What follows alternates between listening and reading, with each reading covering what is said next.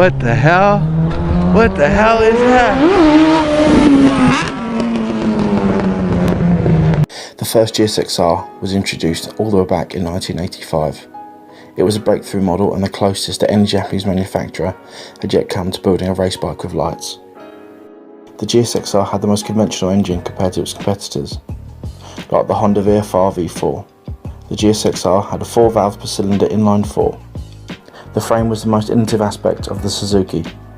They completely abandoned steel and instead built the frame completely out of aluminium. To keep the bike stiff, they used incredibly thick, welded square sections of aluminium tubing. Suzuki designed the Gsxr to be a race bike that could be ridden on the streets. It had a really aggressive riding position. It was released with 100 horsepower, but could easily be boosted to 135 with the tuning kit sold direct from Suzuki.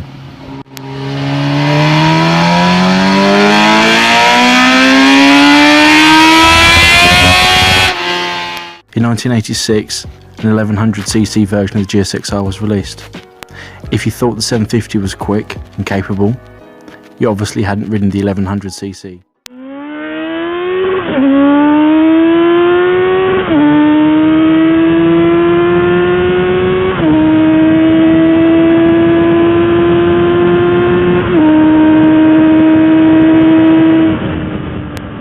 In 1988, the new generation Gsxr kept the same basic layout as the previous generations, apart from the frame that was created in a slightly different way.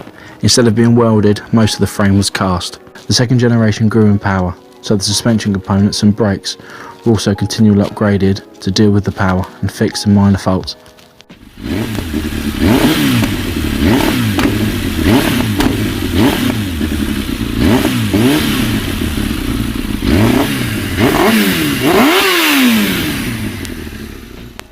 By 1996, all the manufacturers were using aluminium frames, and most of them were stiffer and lighter than the Suzukis.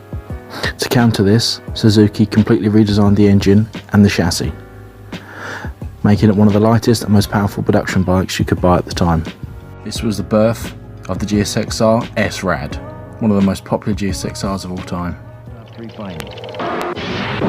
And now the time has come again.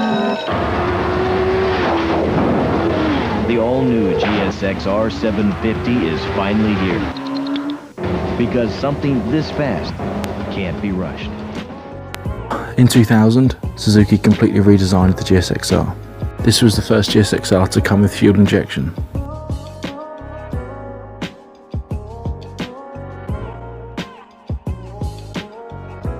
In 2001 saw the introduction of the K1 that replaced the largest and most powerful model of the Gsxr series, the Gsxr 1100, with the all-new Gsxr 1000.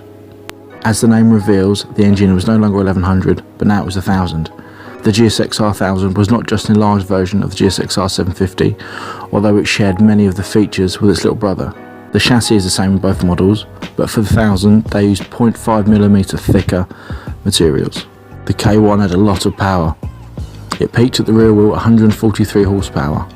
The K1 and the K2 were almost identical, with the K2 being a little bit lighter by 1.8 kilograms.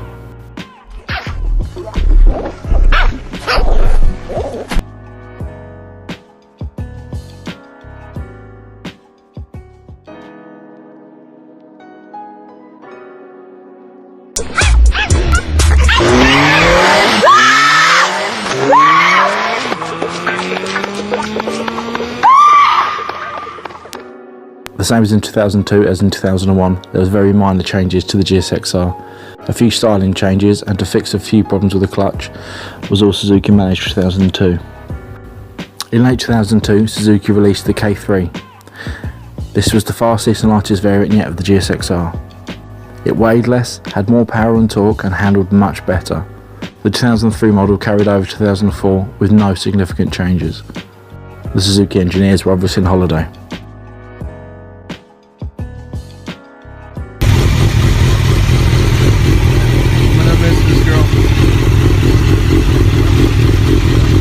In 2005, nothing had changed again.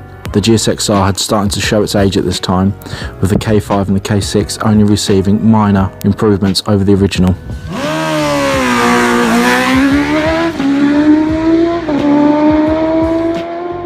2007, Suzuki finally woke up. Suzuki finally revealed a significant update to the Gsxr for 2007 at the Paris Motor Show. The new bike actually increased in weight by 6.4 kilograms over 2006 model, which was due to an exhaust system that had to meet strict EU emissions regulations. To counter this weight, Suzuki claimed improved aerodynamics along with faster revving engine and longer throttle bodies. Although this wasn't a complete update, it was a start, as the Gsxr definitely started to show its age. It was 10 years until a significant update was made to the beloved Gsxr.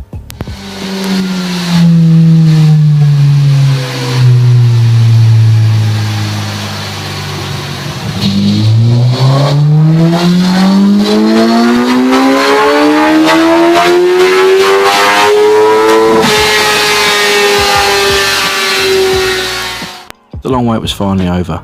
In 2017, Suzuki finally awoke the superbike king, the Gsxr. This was a completely redesigned model with a new chassis, new look, and a lot more power.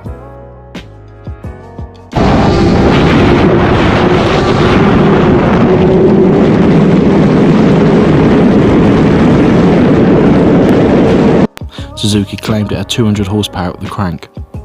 Suzuki used a lot of the technology from the MotoGP bike. One of the amazing things that Suzuki used in Gsxr was the variable valve timing.